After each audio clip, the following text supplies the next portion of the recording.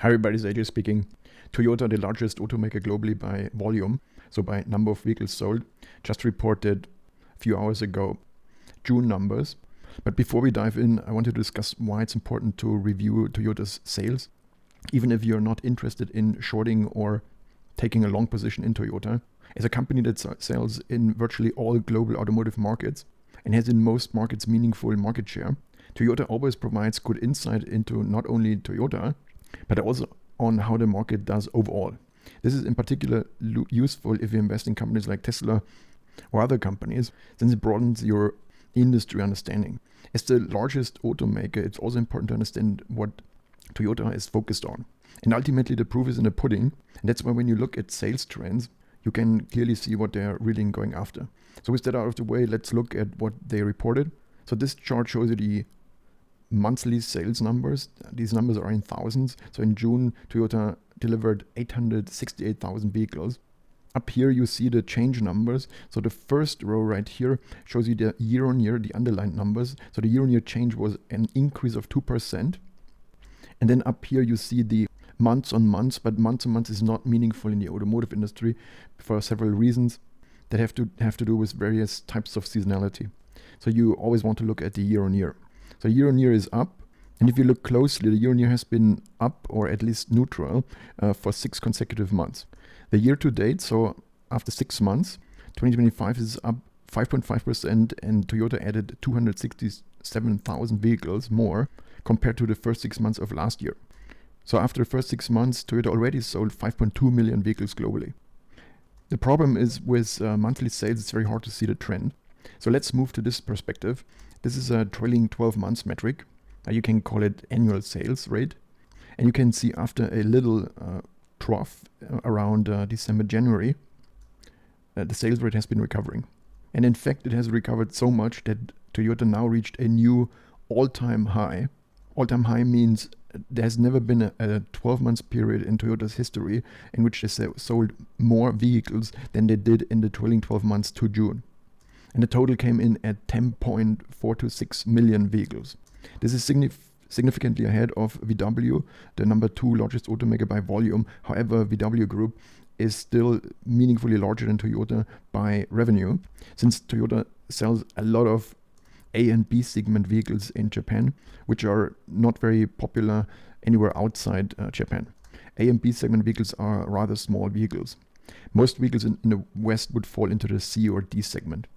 For example, the US market is entirely C and D segment. To prove what I just said, that we are at a record right now, let's look at the super long-term trend. So this chart shows you consistently, again, the trailing 12 months metric. And you can see there has never been a period. And if you look, this chart goes back to 1999. And no, before 1999, Toyota was not bigger, because the global automotive market was much, much smaller back then. The rise of China significantly increased the global automotive market, but that happened after 1999. Just something to point out, this chart goes back very, very far to 1999, as I just said. So these first 21 years is on an annual basis, and then we switch over to a monthly perspective. This helps to zoom in at the more recent years while keeping the long-term perspective in mind. So this chart is quite helpful to keep the big picture of Toyota's development front and center. So next, let's look at battery electric vehicle sales. And the key observation is that Toyota is nowhere in electric vehicles. And when I say electric vehicles, I mean battery electric vehicles. When I refer to hybrid electric vehicles, I will call them as such. So you can see that in June, Toyota only sold 17,000 vehicles. This is not a needle mover at all. And you can see that despite this very, very low base, keep in mind, these are global sales. This is not just Japan or US or whatever. This is global sales. So this is close to nothing given the size of Toyota. And this is also reflected in the very, very, very low BEV adoption rate, which is only 1.6%. That means out of 1,000 Toyotas sold, only 16 were fully electric vehicles. Again, the trailing 12-month sales rate makes the trend much more clear than the monthly view. This is what you see on this chart, and you can see, although Toyota reached a peak or a new all-time high 12-month sales rate in electric vehicles, it's only 149,000 vehicles. And we see in the next chart why this is nothing. So here on this chart, and I'm sorry, it's very hard to read. Let me try to zoom in a bit.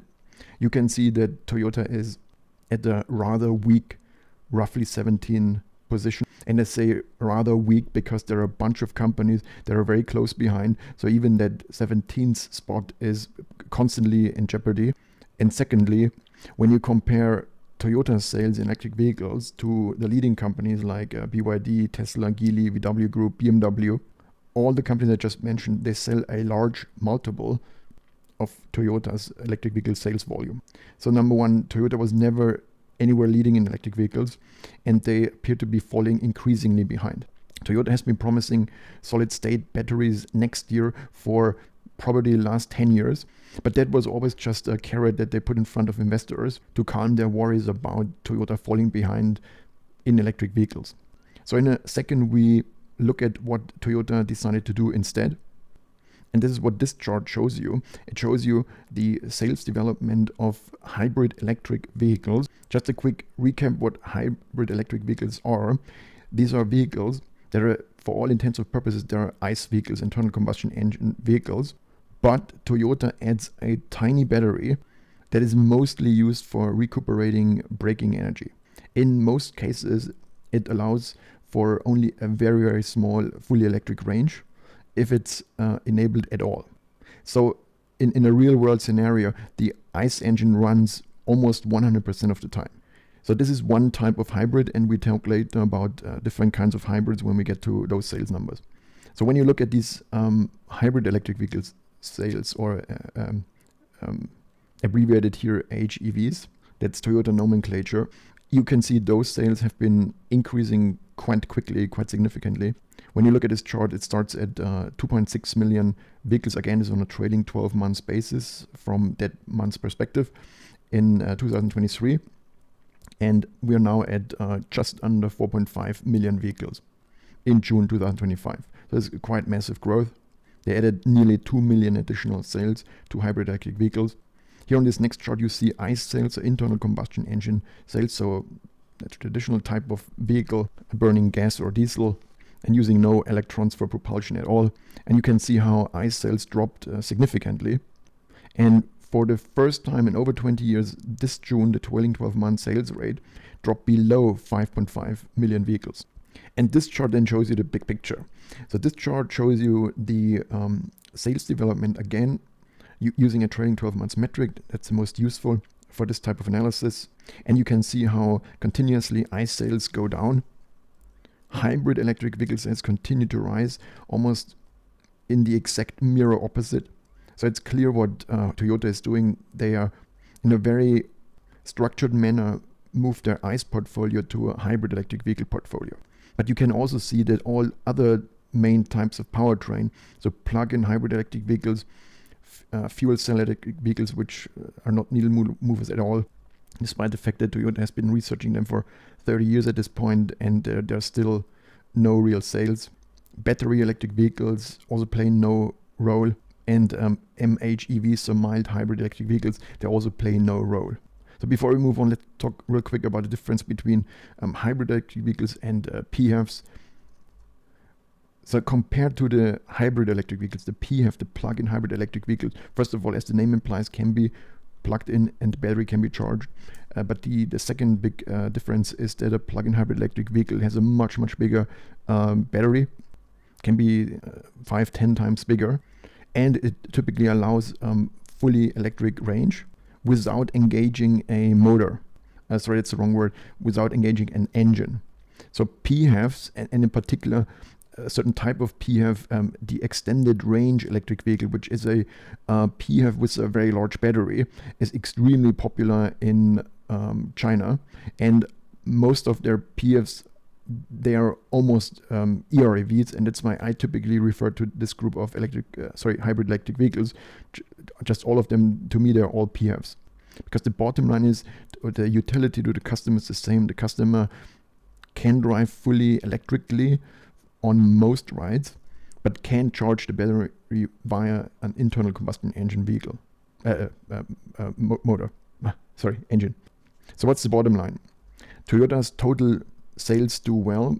Market appears to be growing, or at least Toyota appears to be growing, and Toyota is usually a good indicator of the health of the global auto market. Number two, Toyota's strategy is clearly focused on becoming a predominantly hybrid electric vehicle seller. Right now, they show no signs in pushing forward in battery electric vehicles. This implies that their own internal assessment shows that the profitability they can achieve in battery electric vehicles is insufficient, and they don't see enough demand, at least not for the products they could make. You can see that the fuel cell electric vehicle sales development demonstrates it's all just marketing talk. There's no momentum at all there. And the same goes for battery electric vehicles. Toyota is not pushing at all to grow in that segment of the market. Thanks for listening. See you in the next one. Bye.